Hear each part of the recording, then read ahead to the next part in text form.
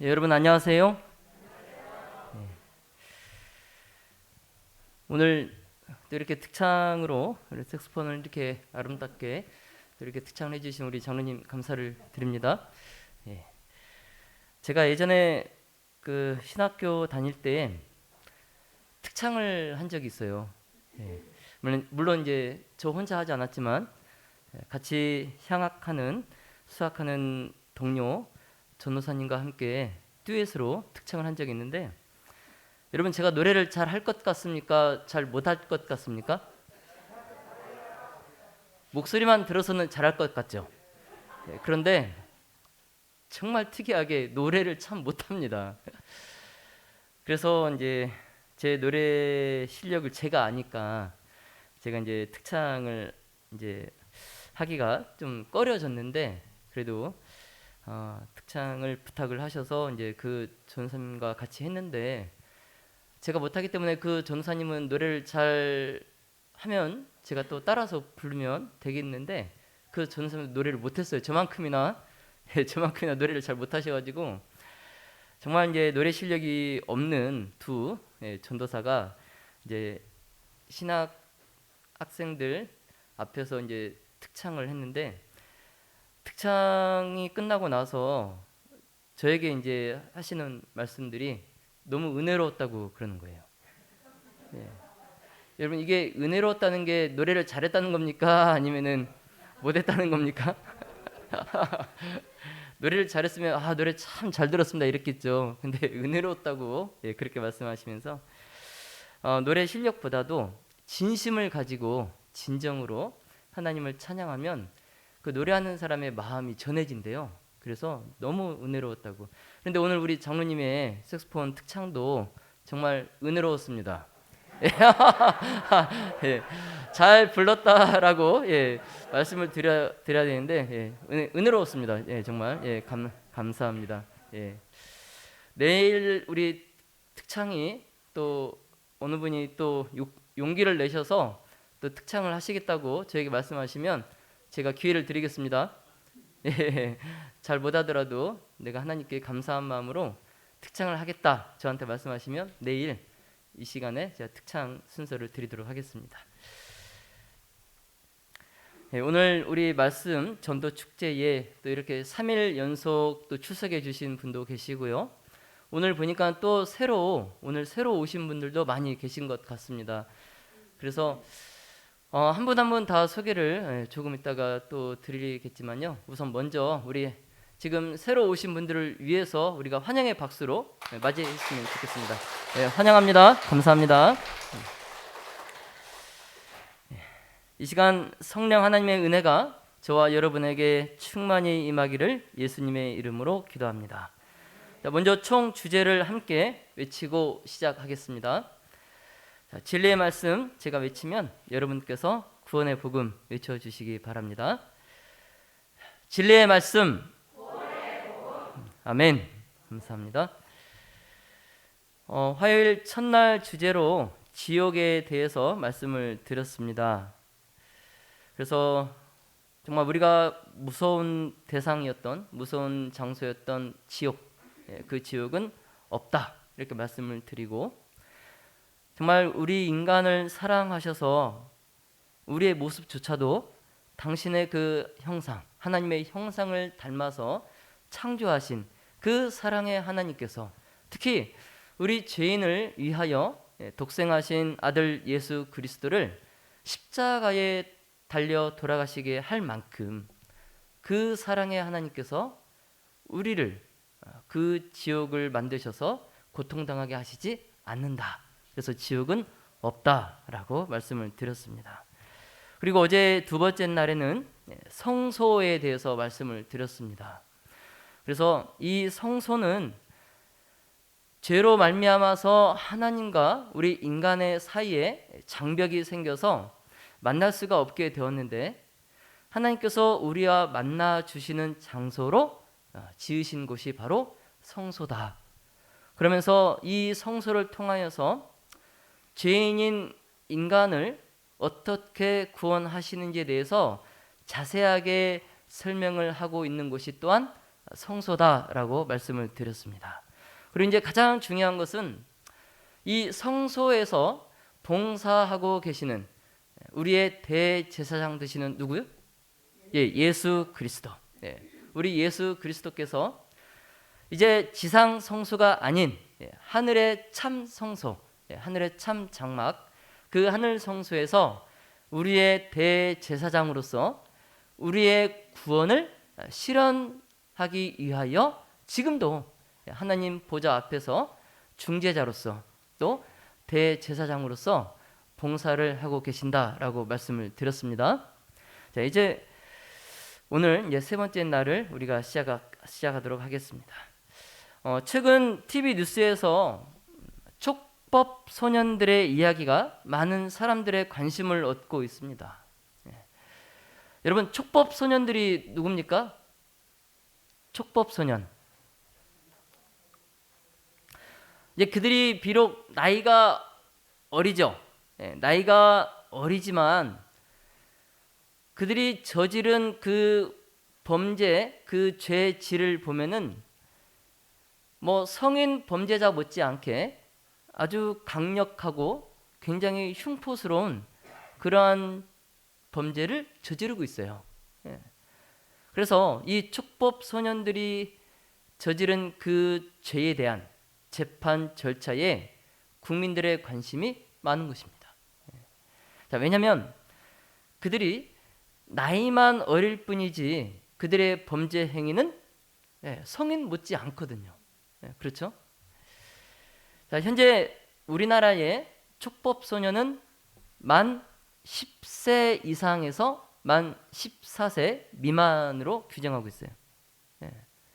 그래서 만으로 10세에서 14세 미만의 이 청소년들은 촉법 소년으로 분류되어서 범죄를 저질러도 형사처분 대신에 소년법에 의한 보호 처분을 받아요. 무슨 말이에요? 우리가 죄를 짓고 감옥에 교도소에 가게 되면 무슨 줄이 그어집니까? 빨간 줄이 그어지죠. 그런데 이 어린 소년들, 이 촉법 소년들은 죄를 저질러도 그들이 보호 처분을 받기 때문에 빨간 줄이 그어지지 않아요. 아주 깨끗한 거예요. 물론 전과가 남지 않겠죠. 전과가 남지 않습니다. 따라서 갈수록 이 법을 이용한 흉악한 범죄가 계속 늘어나기 때문에 사람들은 촉법 소년 연령을 하향할 것을 주장하고 있어요. 그렇죠? 그렇잖아요. 그래서 지금 만 14세 미만으로 돼 있는 그 연령을 더 낮추라는 거예요. 여러분, 만 14세면 15세입니다. 15세. 그렇죠? 중학교 2학년이에요. 여러분, 요즘 중학교 2학년이 알 거 다 알고, 그렇죠? 성인 못지 않아요. 요즘 초등학생만 돼도 알 거 다 압니다. 그리고 요즘 뭐 성장이 워낙 좋아서 중학교 2학년 돼도요, 저보다 큽니다. 저보다 커요. 인정하기 싫지만 저보다 커요. 지금 제 큰아들이 중학교 1학년인데 저보다 큽니다. 무서워요. 그래서 밤에 중학교 2학년 학생들 모이는데 지나가기가 무서워요. 그래서 정말 이 소년법, 촉법 소년법을 이용한 범죄가 계속 기승을 부려서 나이를 낮추라는 거예요. 그래서 지난 대선 때죠, 우리 대통령 후보자들이 촉법 소년의 연령 기준을 하향 조정하는 것에는 다 후보자들이 공감을 했어요. 그래서 현재 국회에는 촉법 소년 연령 기준을 만 12세로 낮추자는 안과 13세로 내리자는 안을 담은 이 소년법과 형법 개정안이 지금 국회에 계류 중에 있습니다. 아직 통과되진 않았어요. 여러분, 만 12세로 낮추는 게 좋아요? 만 13세로 낮추는 게 좋아요? 예, 저는 만 12세로 낮추는 게 좋을 것 같아요. 예, 저보다 그래도 키 좀 작은. 예. 예. 여러분 요즘 뭐 참 입에 담지 못할 그런 흉악한 범죄들이 참 이제 TV를 켜거나 인터넷에 보면은 끊임없이 나오고 있는데, 이처럼 범죄와 처벌에 대해서 사회가 느끼는 흥미가 우리 삶에 없어서는 안 될 관심사가 되어버렸어요. 예. 자, 그런데 하늘에서도 사탄이 하나님께 반역하고 인간도 하나님께 범죄하게 되므로 이 범죄와 처벌에 대해 하나님의 심판은 하늘의 천사들과 또 우주의 거민들의 최대의 관심사가 되었습니다. 과연 하나님께서는 죄 지은 인간들을 어떻게 심판하실까? 예. 자, 뿐만 아니라 하나님의 심판은 죄인인 우리 인간의 관심이기도 합니다. 예. 자, 그래서 오늘 말씀 전도 축제 셋째 날인 오늘 주제를 심판으로 정했습니다. 심판. 그래서 이 시간에 하나님의 공의와 사랑이라는 제목으로 하나님의 말씀을 전하겠습니다. 자, 성경은 모든 사람들에게 어느 누구도 예외 없이 심판의 법정에 서야 할 날이 있을 것이라고 말하고 있습니다. 예. 여러분, 이게 사실일까요?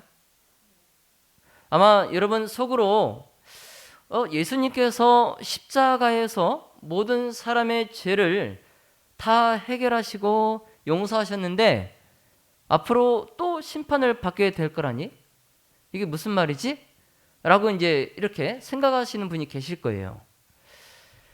자, 그러면서 이제 이런 궁금증들이 생길 것입니다. 먼저는 성경은 이 심판에 대해서 무엇이라고 말하는가?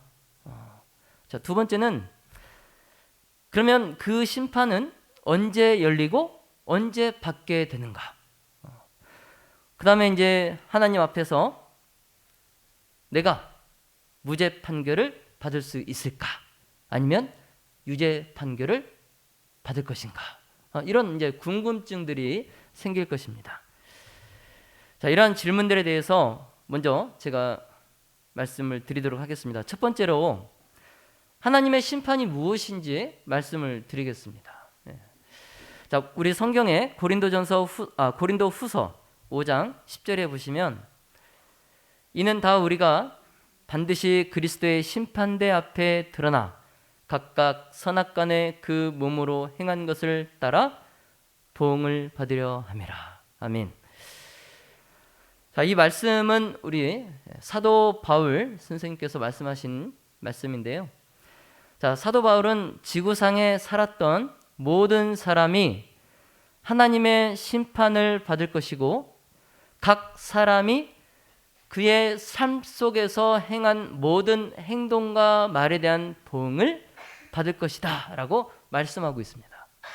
자, 따라서 바울의 이 말씀이 누구에게는 매우 심각하고 두려운 상황일 수 있겠지만 또 다른 누군가에게는 이 심판을 두려움 없이 받아들이는 사람도 있을 거예요. 자, 그렇다면 나는 어느 쪽에 속하는가가 문제겠죠. 나는 어느 쪽에 속하는가?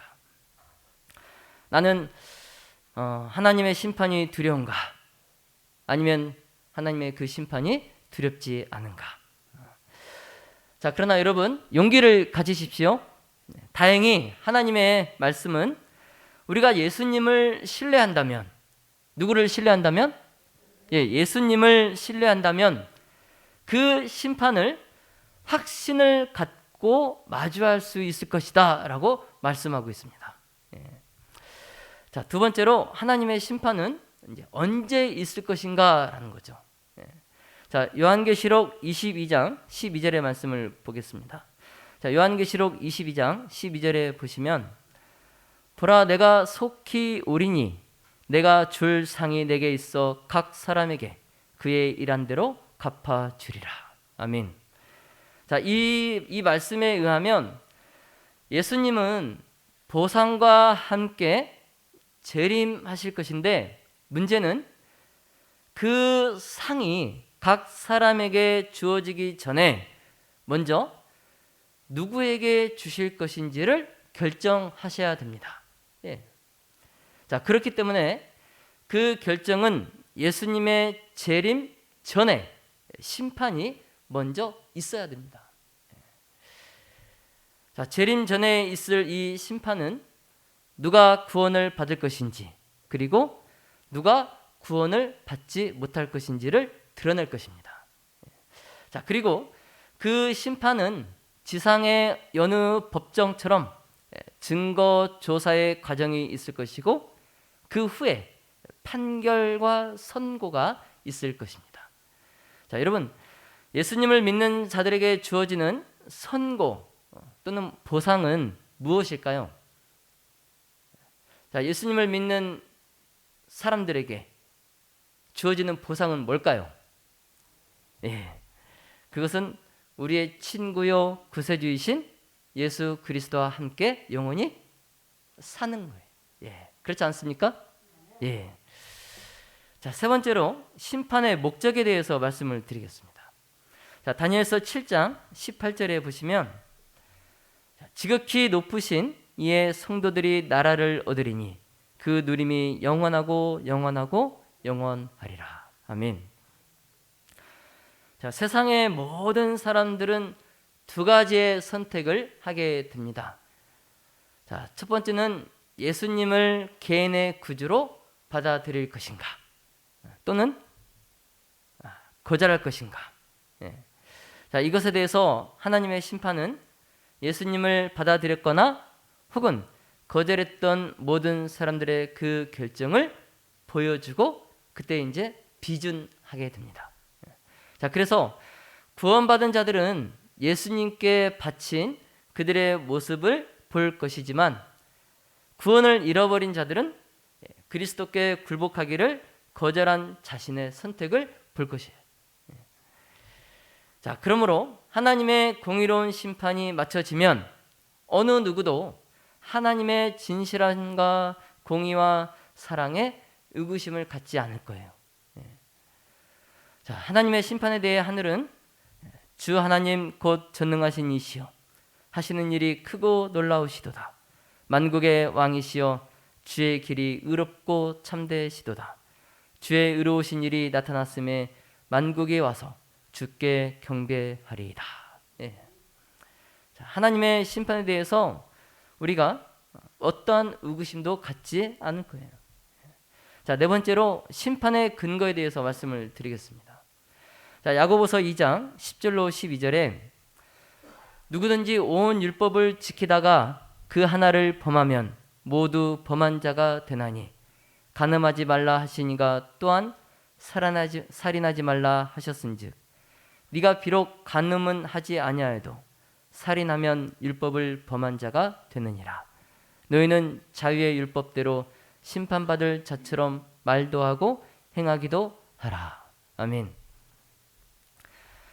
자, 하나님의 심판의 기준은 뭐예요? 예? 율법입니다. 율법. 예. 하나님의 심판의 기준은 율법이에요. 그래서 다시 말씀드리면 십계명입니다. 십계명. 예. 그래서 우리의 생각과 행동은 하나님의 거룩한 법의 기준에 의해서 평가될 겁니다. 예. 그래서 우리가 십계명에 몇 가지의 계명이 있죠? 예? 십계명이니까 당연히 10가지의 계명이 있는데, 자, 9개의 계명은 우리가 잘 지켰어요. 자, 그런데 한 계명은 우리가 지키지 않았어요. 자, 그러면 성경은 말씀하기를 뭐라고 하십니까? 예, 열의 9은 지켰어도 그 하나를 지키지 않으면 뭐한 자라고요? 예, 모든 율법을 범한 자라고 말씀합니다. 그러니 우리가 10계명에 있으면 10계명 다 어떻게 해야 됩니까? 잘 지켜야 돼요. 예. 그래서 성경은 말씀하기를 로마서 6장 23절에 죄의 삭은 뭐다? 사망이다 라고 말씀하고 있어요. 예. 죄를 지은 모든 사람은 죄인이고 죽어야 합니다. 그러나 우리가 전 시간에 배웠던 것처럼 예수님께서 우리 대신에 사형 선고를 대신 받으셨어요. 그리고 죄인인 우리가 달려야 될 저 십자가의 자리에 누가 달리셨어요? 네, 내가 달려야 되지만 나 대신에 예수님께서 달리셨어요. 그리고 그 십자가에서 죽으셨어요. 그래서 죄가 없으신 예수님만이 유죄를 받은 우리 대신에 형벌을 받을 수 있는 것입니다. 그래서 다섯 번째로 심판의 그 시작 시기에 대해서 말씀을 드리겠습니다.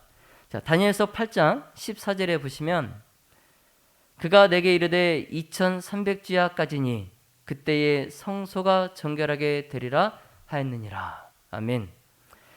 자, 다니엘서 9장 20절에서 22절에 보면 다니엘이 8장에서 환상 중에 본 그 천사 가브리엘이 다니엘에게 다시 나타납니다. 다시 나타나서 그 가브리엘이 이 2300주야에 관한 기별을 다니엘에게 말하면서 심판이 언제 시작될 것임을 알려줍니다. 자, 그런데 이 예언을 해석할 때에 이 2300주야 이 예언을 해석할 때 이 2300주야가 2301인가 아니면 2300년인가 하는 문제가 생깁니다. 여러분, 이 2300주야가 2300일일 것 같습니까? 2300년일 것 같습니까? 일단 2300주야, 낮과 밤, 주야 했으니까 2300일 같죠. 자, 그런데 자, 에스겔 4장 6절과 민수기 14장 34절에 보시면 자, 성경은 예언을 해석할 때에 하루가 몇 년이라고 했어요? 예, 하루를 1년으로 해석하도록 하셨어요. 예, 하루를 몇 년? 1년. 예. 그래서 이 원칙은 성경의 다른 곳에서도 찾을 수 있을 뿐만 아니라 수많은 예언에서도 이게 입증이 되고 있어요. 자, 그러면 하루를 몇 년? 예, 하루를 1년, 예, 1일 1년 이 법칙을 우리가 기억하고 2300주야의 그 시작점이 언제인지 우리가 한번 알아보겠습니다. 자, 다니엘에게 가브리엘 천사가 2300주야까지니 그때 뭐가 어떻게 된다고 했어요? 성소가 정결하게 된다 그랬어요. 성소가 정결하게 된다. 그래서 어제 우리가 성소에 대해서 배웠잖아요. 자, 죄인이 죄를 속하기 위해서, 죄를 하나님께 용서받기 위해서 흠없는 제물을 성소로 끌고 옵니다. 그리고 그 제물에 나의 죄를 안수해서 전가시켜서 그 제물의 피를 흘려서 그 피를 성소에 뿌림으로 그 죄인은 죄의 용서함을 받고 기쁜 마음으로 자신의 장막으로 돌아갔다라고 어제 말씀을 드렸습니다. 자, 그러면 매일매일 죄인이 와서 그 제물의 피를 성소에 제사장이 매일 뿌립니다. 그러면 그 성소의 휘장이 어떻게 될까요? 피로. 예, 1년 내내 그 피 뿌림을 당하기 때문에 더러워집니다.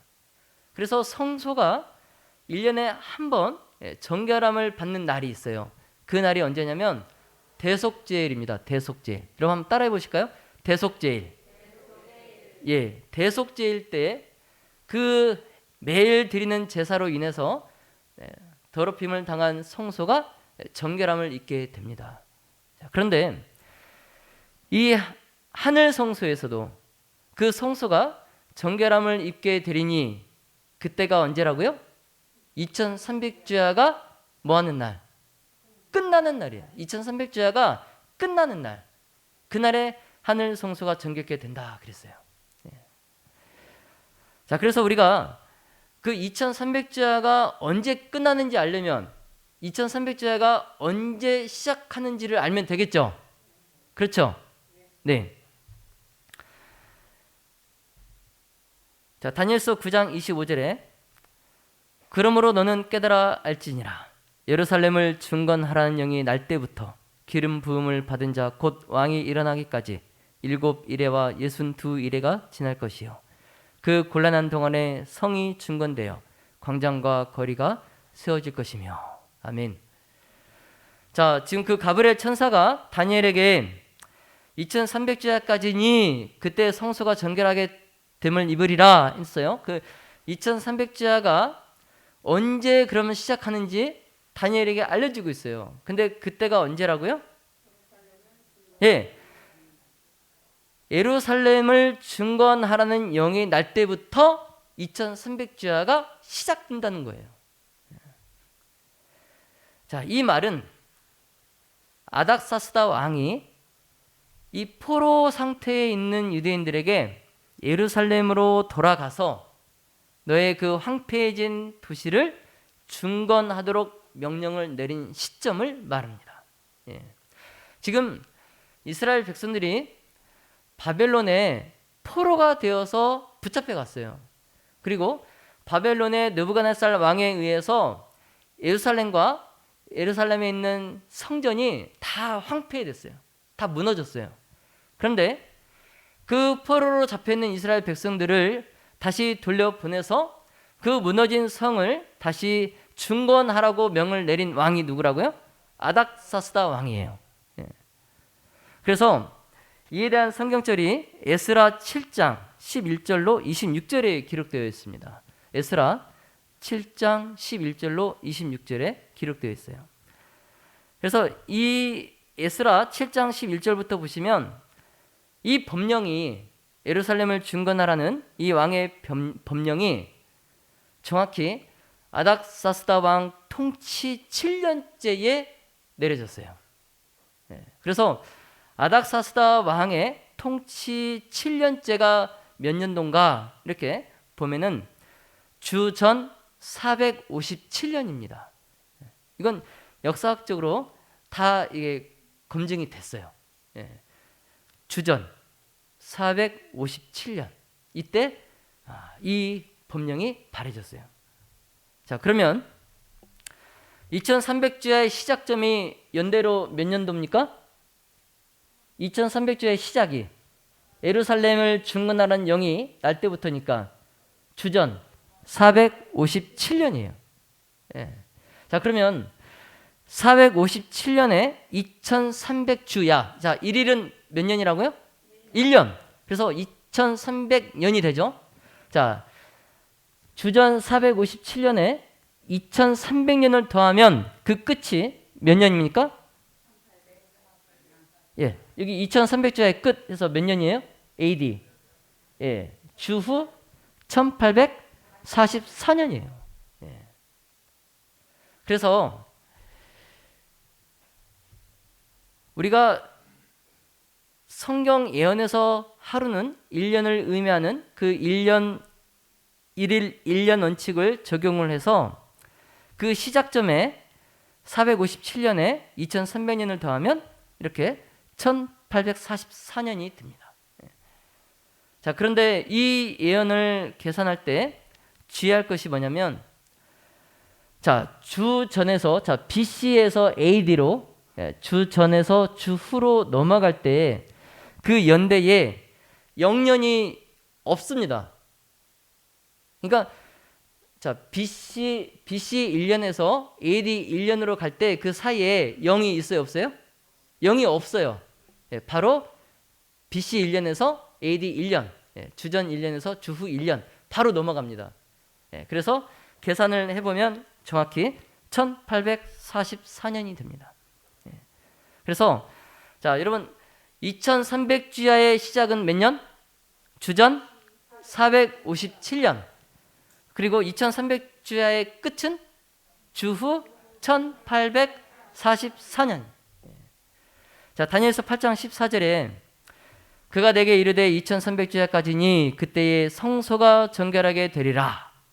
자, 자, 그렇다면 이 성소의 정결과 심판은 어떤 연관이 있는가 하는 거예요. 오늘 주제가 심판이잖아요. 근데 이 심판과 성소의 정결과 과연 무슨 연관이 있는가 하는 거죠. 그렇죠? 자, 이걸 이제 해결하기 위해서 어제 제가 그래서 성소를 어제 말씀드린 거예요. 성소를 이해를 하셔야 이걸 이해할 수 있습니다.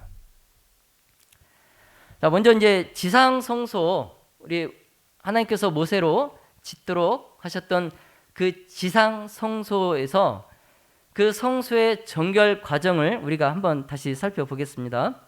자, 레위기 23장 27절에 일곱째 달 열흘날은 속죄일이니 너희는 성회를 열고 스스로 괴롭게 하며 여호와께 화제를 드리고. 아멘. 자, 레위기 16장 30절에 이날에 너희를 위하여 속죄하여 너희를 정결하게 하리니 너희의 모든 죄에서 너희가 여호와 앞에 정결하리라. 아멘. 자, 여러분 여기 노란 글씨, 자, 속죄일, 속죄일. 자, 그날에 어떻게 된다고요? 너희를 정결하게 하리니. 예. 자, 성소 봉사에서 매일 드리는 제사에 의해서 그 희생 제물이 바쳐지게 되면 제사장이 그 제물의 피를 가져다가 어디에 뿌렸다고요? 성소 안에 있는 휘장에 그 피를 뿌렸어요. 그래서 이 예식은 그 희생 제물의 안수, 전가된 그 죄가 성소로 옮겨지는 것을 상징합니다. 예. 죄가 지금 어디로 옮겨졌어요? 네, 처음에 죄인의 죄가 동물, 제물에게로 옮겨지고 그 제물에게 옮겨졌던 죄가 최종적으로 어디로 옮겨졌어요? 성소로 옮겨졌어요. 성소로. 그리고 1년에 한 번 무슨 날? 예, 대속제일. 예, 1년에 한 번. 이 대속제일이라고 불리는 이 특별한 행사가 있었는데 이때 대제사장이 하나님과 그분의 율법이 있는 지성소로 들어갑니다. 1년에 한 번. 예. 그래서 욤 키푸르, 예, 히브리어로 욤 키푸르라고도 불리는 이 대속제일, 이 대속제일은 사람과 하나님이 완전한 조화를 이루기 위하여 따로 구별된 날이에요. 따로 구별된 날. 그래서 대속하다, 대속하다, 이 의미는 하나님과 하나가 되도록 회복한다 라는 뜻입니다. 뭐라고요? 하나님과 하나가 되도록 회복한다. 이게 대속하다라는 뜻입니다. 자, 그런 의미에서 대속제일의 목적이 뭘까요, 그러면? 당연히 대속제일의 목적은 성소와 죄인 모두가 정결케 되는 거예요. 성소와 죄인이 모두 어떻게 된다고요? 정결케 되는 거예요. 이게 대속제일의 목적입니다. 자, 그래서 1년 내내 희생 제물의 피를 통하여서 성소에 그대로 남아있던 그 누적된 죄의 기록이 대속제일에 상징적으로 도말될 것입니다. 그러면서 성소는 그 죄로부터 정결케 됩니다. 지상 성소. 그리고 또 이날은 심판의 날이기도 해요. 심판의 날. 자, 이스라엘 백성은 이 대속제일 날 혹시 내가 자백하지 않거나 내가 회개하지 않은 죄가 있는지 없는지 스스로를 정말 면밀히 살피면서 자신을 괴롭게 하면서 이 날을 보내야 됐어요. 왜냐하면 만약 내가 회개하지 않은 죄가 있어요. 그래서 그 죄로 인해서 내가 하나님과 백성에게서 끊쳐짐을 당하게 됩니다. 내가 만약 대속죄일에 회개하지 않은 죄가 있으면 그 죄가 사함을 받지 못하고 하나님과 백성 사이에서 내가 끊쳐짐을 당하게 돼요. 그렇기 때문에 이스라엘 백성들은 이 대속죄일 날 정말 자신을 괴롭게 하면서 두려운 마음으로, 떨리는 마음으로 회개하면서 그 날을 보냅니다. 자, 레위기 16장 8절에 두 염소를 위하여 제비 뽑되 한 제비는 여호와를 위하고 한 제비는 아사셀을 위하여 할지며. 아멘. 자, 대속죄일에 두 마리의 염소가 선택이 되었습니다. 그래서 두 염소는 제비를 뽑아서 여호와를 위한 염소와 아사셀의 염소로 나뉘어졌어요. 그래서 처음에 두 염소를 끌고 올 때까지는 두 염소가 여호와를 위한 염소인지 아사셀의 염소인지 구분이 되지 않았어요. 그러나 이제 그 두 염소를 놓고 제비를 뽑아서 한 마리는 여호와를 위한 염소로 또 한 마리는 아사셀의 염소로 나뉘어집니다. 자, 그러나 여호와를 위한 염소는 하나님의 백성을 위한 희생 제물로 죽임을 당해. 여호와를 위한 염소로 뽑힌 그 염소는 하나님의 백성을 위한 희생 제물로 죽임을 당합니다. 그래서 그 염소가 죽임을 당하고 나면 대제사장이 그 염소의 피를 취하여서 지성소로 가지고 들어가서 하나님의 언약궤 위에 그 시온자, 하나님의 영광의 임재가 나타나는 그 시온자의 그 피를 뿌려요. 자, 이것은 뭘 상징하냐면 예수님의 피와 우리를 죄로부터 구원해 주시는 그 하나님의 자비에 맡기는 것을 예표합니다. 자, 그리고 1년 동안 성소에 누적되어 왔던 죄들이 있죠. 그 상징적으로 그 사탄을 상징하는 아사셀의 염소, 그 아사셀의 염소에게 1년 동안 성소에 누적되어 왔던 모든 죄들이 그 아사셀의 염소에게 전가됩니다. 그리고 이제 그 아사셀의 염소는 광야로 끌려가서 홀로, 그 염소 홀로 그 광야에서 죽임을 당하게 돼요. 죽음을 맞이하게 됩니다. 자, 이것이 최후의 심판 때 사탄이 그가 모든 인류에게 저지른 그 죄에 대한 형벌을 받게 될 것을 나타내는 것입니다. 그러니까 지금 이 제사장에 의해서 광야로 끌려가고 있는 저 염소가 누굴 나타내요? 사탄이요, 사탄. 사탄. 그래서 저 염소가 성소에 1년 동안 누적된 모든 죄들을 지금 저 염소가 다 지금 전가되어서 가고 있잖아요. 마찬가지로 사탄이 예수님께서 재림하시고 모든 인류의 저지른 죄들이 사탄에게 다 돼서 마지막 그가 형벌을 받게 되는 것을 지금 나타내고 있는 것입니다. 그래서 사탄은 예수님께서 재림하시고 1000년기, 그 1000년기 동안 지구에 홀로 갇히게 됩니다. 그걸 뭐라고 해요? 무저갱이라고 합니다. 무저갱. 이제 사탄이 하는 일은 뭐예요? 사탄이 하는 일은 사람들로 하여금 죄를 짓도록 뭐 하는 거였어요? 죄를 짓도록 유혹하는 것이 사탄의 일이었는데, 이제는 사탄이 누구도 유혹할 수 있는 사람이 한 사람도 없어요. 정말 이 지구에 아무도 없는 오직 사탄만 홀로 남게 되는데, 그가 그러한 지구에서 1000년을 지내게 돼요. 그리고 이제 그 1000년의 기간이 끝나면 사탄은 마침내 불못에서 죽게 될 것입니다. 자, 마지막 6번째로 하늘 성소의 정결 과정에 대해서 말씀을 드리겠습니다. 자, 우리가 지금까지 지상 성소의 정결 과정을 살펴보았죠. 자, 이제는 하늘 성소의 정결 과정을 살펴보겠습니다. 자, 히브리서 9장 23절에 그러므로 하늘에 있는 것들의 모형은 이런 것들로서 정결하게 할 필요가 있었으나 하늘에 있는 그것들은 이런 것들보다 더 좋은 제물로 할지니라. 아멘. 자, 우리가 앞에서 살펴본 다니엘서에서 언급한 성소 정결 예언에는 지상 성소가 포함되어 있지 않습니다. 예. 다니엘서에 예언된 그 성소 정결은 어느 성소를 말씀하는 거예요? 하늘 성소를 말씀하시는 거예요.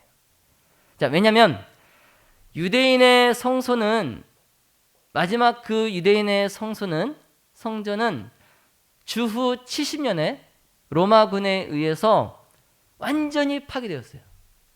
그래서 우리가 어제 살펴본 대로 예루살렘에 뭐만 남아있어요? 성전 터. 예, 성전이 다 무너지고 성전 터만 남아있어요. 그래서 그 무너진 성전이 재건되지 못했기 때문에 지금 다니엘서에서 예언으로 성소 정결을 말씀하신 곳은 지상 성소가 아니라 하늘 성소예요. 하늘 성소.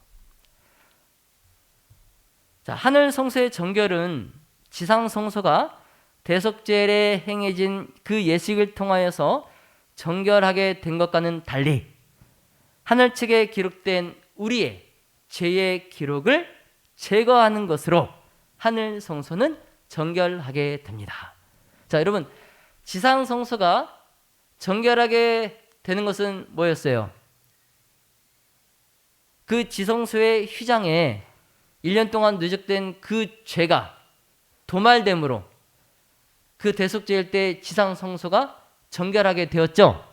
그 죄가 도말됨으로. 자, 그것처럼 하늘 성소도 우리의 죄의 기록이 있어요. 죄책이 있어요.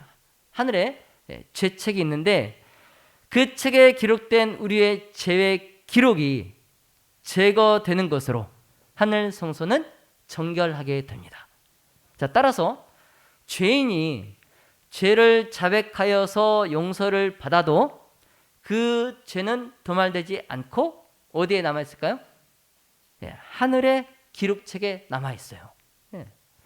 자, 지상 성소에서 죄인이 자신의 죄를 용서함을 받기 위해서 제물을 끌고 와서 그 제물의 죄를 안수하고 그가 그 제물을 죽여서 피를 성소에 뿌리고 그가 용서함을 받고 돌아갔지만 그 죄인은 그렇게 함으로 용서함을 받았지만 그 죄는 어디에, 실질적으로 어디에 남아있어요? 성소의 휘장에 남아있어요. 그런데 그 죄인에 남아있는 그 죄는 언제 최종적으로 없어져요? 대속죄일 때, 1년에 한 번 대속죄일 때, 성소가 정결함을 입을 때 그 남아있던 그 죄인의 죄가 완전히 이제 도말됩니다. 근데 우리도 이제는 예수님께서 희생 제물이 되셔서 우리를 위하여 십자가에서 돌아가셨기 때문에 우리는 이제 죄를 자백하고 용서를 받기 위해서 제물을 잡을 필요가 없이 우리가 누구의 이름으로 기도하면 됩니까? 예수 그리스도의 이름으로 우리가 죄를 자백하여서 회개 기도를 하면 우리의 죄는 어떻게 돼요? 그리스도의 피로 우리의 죄는 용서함을 받아요. 그래서 내가 오늘도 낮 동안에 지은 죄가 있으면 제가 집으로 돌아가서 자기 전에 예수 그리스도의 이름으로 나의 죄를 자백하고 회개하는 기도를 드리면 내가 낮 동안에 지었던 죄는 용서함을 받습니다. 그러나 그 죄는 어디에 남아있어요? 하늘의 죄책에 남아있어요. 죄의 기록책에 내가 오늘 낮에 지은 죄는 그대로 남아있어요.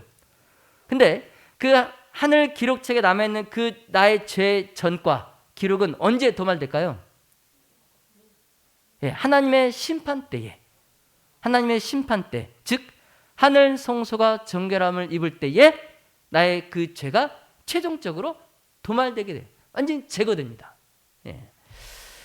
자, 하늘 성소의 정결은 우리가 조금 전에 살펴본 것처럼 주전 457년부터 2300년을 더한 주후 1844년에 이르게 됐는데 그때 이제 성소가 정결이 시작된 거예요. 몇 년도에 하늘 성소의 정결이 시작됐다고요? 1844년에. 자, 그러므로 1844년에 예수님은 하늘 성소에서 정결 사업인 무엇 시작하신 거예요? 무엇? 심판. 네, 심판을 시작하신 거예요. 자, 따라서 성경에 따르면 우리는 지금 무슨 기간에 살고 있는 거예요? 네, 심판의 기간에 살고 있는 거예요. 지금 심판이 베풀어지고 있는데 그 심판의 기간 속에 우리가 지금 살고 있는 거예요. 자, 요한계시록 14장 7절을 보겠습니다. 자, 그가 큰 음성으로 이르되 하나님을 두려워하며 그에게 영광을 돌리라. 이는 그의 심판의 시간이 이르렀음이니 하늘과 땅과 바다와 물들의 근원을 만드신 이를 경배하라 하더라. 아멘. 자, 우리는 지금 무슨 시기에 살고 있다고요? 예, 뭐가 진행 중인 시기? 하나님의 심판이 진행 중인 시기에 살고 있어요. 그래서 옛날 구약 성경에 성소 시대에 이스라엘 백성들이 대속제일에 두렵고 떨리는 마음으로 자신의 구원을 위하여서 온전히 회개하며 대속제일을 보낸 것처럼 이미 하늘 성소의 정결이 시작된 이 심판의 기간에 살고 있는 저와 우리 여러분들은 우리를 위하여 중보하고 계신 대제사장 예수 그리스도께 우리의 삶을 온전히 바치면서 회개하고 하나님을 경배해야 됩니다. 예. 자, 이제 정말 잠깐 후면 예수님의 재림이 있을 것입니다. 예. 자, 그러나 그 예수님의 재림 전에 심판이 먼저 있을 거예요. 예. 자, 저를 포함한 우리 모든 사람들은 심판의 하늘 법정에 설 것입니다. 한 사람도 예외 없이. 예. 자, 여러분, 그러나 그 심판을 무섭거나 두려워하지 마십시오. 예. 믿지 않는 자들에게는 그 심판이 두려우나 예수님께 온전히 굴복한 자들에게 그 심판의 시간은 축복의 시간이 될 줄로 믿습니다. 네. 자, 사랑하시는 성도 여러분, 그리고 무등교회를 찾아주신 여러분, 예수님은 그의 은혜의 풍성함을 따라 우리를 용서해 주십니다. 아멘. 자, 그리고 그 은혜는 우리를 죄로부터 깨끗하게 해줄 것입니다. 아멘. 자, 그런 다음 우리의 이름은 어린 양의 생명책에 기록될 것입니다. 여러분, 아멘입니까? 아멘. 자, 그리고 마지막 때에 이 책에 이름이 기록된 자들은 구원을 받을 것입니다. 아멘. 네. 자, 오늘 예수님께 여러분의 삶을 바치시겠습니까? 아멘. 감사합니다. 자, 이곳에 계신 모두가 그 심판 때에 예수님의 용서와 승리의 능력을 믿음으로 예수님께서 저와 여러분의 이름을 지우는 대신에 우리의 죄를 제거하실 것을 예수님의 이름으로 축원하며 말씀을 마치겠습니다. 네, 이제 내일은 안식일에 대해서 말씀을 드리겠습니다. 내일도 모두 참석해 주시기를 바랍니다.